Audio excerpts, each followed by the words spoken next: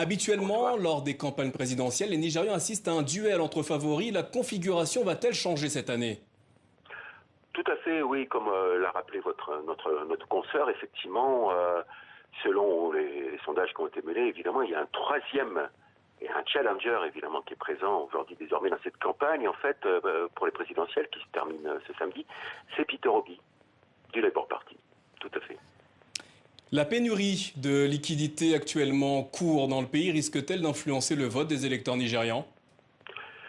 Oui, ça va avoir des incidences, évidemment, d'une part par rapport aux agents électoraux chargés de superviser, évidemment, la conduite des élections de les 176 000 bureaux de vote qui sont disposés sur le territoire nigérian, qui est à peu près 2 fois la taille du territoire français.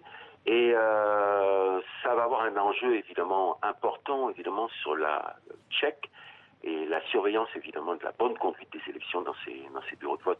Donc cette incidence un petit peu qui paraît un peu comme ça assez lointaine vu du monde occidental, cette incidence sur la conduite et l'arrivée des agents électoraux sur les bureaux de vote, évidemment, risque d'avoir des élections.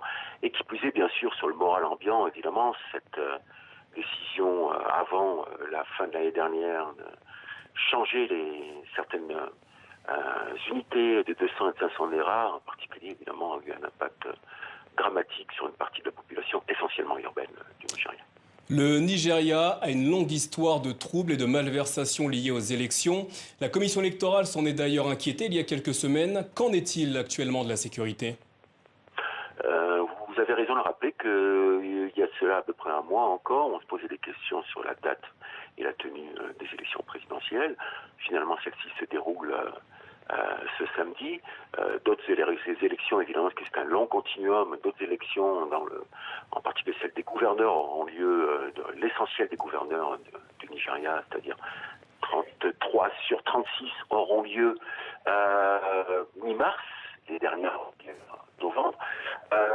La question est que sur la conduite des élections, on va avoir clair des incidences, en particulier dans le nord-est de la fédération nigériane, qui depuis une dizaine d'années est sous la pression évidemment de différentes dissidences de Boko Haram, donc aujourd'hui en particulier l'ISWAP, et aujourd'hui aussi sur la région, si on peut dire, du nord-ouest du Nigeria, qui est soumise à d'intenses violences liées en particulier au kidnapping.